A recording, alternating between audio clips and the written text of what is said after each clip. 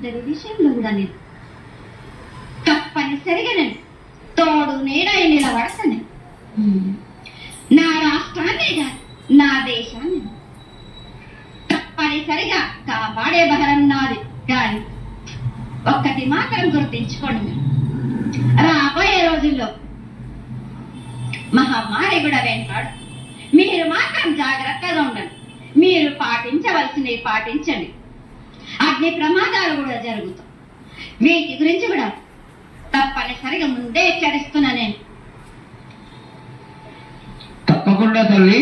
అదే విధంగా పోయిన సంవత్సరం నువ్వు చెప్పినట్టుగా వర్షాలు చాలా చక్కగా పడతాయి.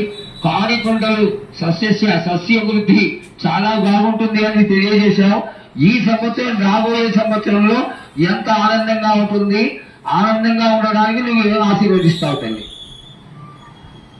ఈ ఏడు వర్షాలు తప్పగా కురుస్తాయి. పాడి పంటలు కూడా సమృద్ధిలా ఉండే చూసే భారం ఉన్నారు. మీరు మాత్రం 5 వారాలు నాకు పప్పు బెల్లం పలహారాలతోటిగా నాకు ఎట్టి విధంగా ఈ జాతర జరిపించారు. నాకు అట్టి విధంగా నాకు కొల్లారి నుంచి బాగా బచ్చల దగ్గర నుంచి నా ముందుకొచ్చి నాకు కడిబడి సాగబోసిన పసుపు కుంకులముతో నన్ను ఆనందపరచండి. నాకు సంతోషంగా ఆనందంగా అందుకొని మీరు కోరిందల్లా కొంగు బంగారం చేసే మహంకాళి నేను. అమ్మా, నువ్వు ఆ ఈశ్వరుడికి చెందిన నీడు ఎంత సంతోషమో ఆ విధంగా సంతోషమైనటువంటి తల్లివి కాబట్టి నీకు ప్రతి ఒక్క ఇంటి నుంచి శాఖలు సమర్పించడం ఎంత గొప్ప విశేషం తల్లి. నిరాడంబరతకి ఇది నీ యొక్క గొప్పతనం తల్లి. నువ్వు కేవలం ఇంత తీయటి భోజనం పెట్టి ఒక చెంగుడు శాఖ పోస్తే ఆనందించి రోగాలని వ్యాధులని అన్నిటినీ కాపాడతావు కాబట్టే నీకు సేవ చేసుకుంటున్నాను తల్లి. నీ పూజలన్నీ తప్పకుండా చేయిస్తాం.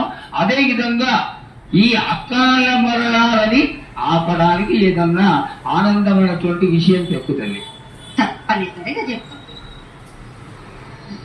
ఈ ఏడు నాకు నా రూపాన్ని నిలబెట్టేసరికి నాకు మాత్రం రక్తం చూపియండి. నాకు రక్తం చూపించకపోతే నేను మాత్రం ఊరుకోను. వాళ్ళ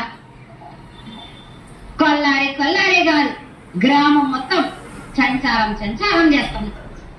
అయ్యో, అంతటి ఉగ్ర సుఖం వద్దు తల్లి. చేయించడానికి పెద్దలందరూ నిన్న కూడా ఒక చిన్న చర్చ జరిగింది. ఆయన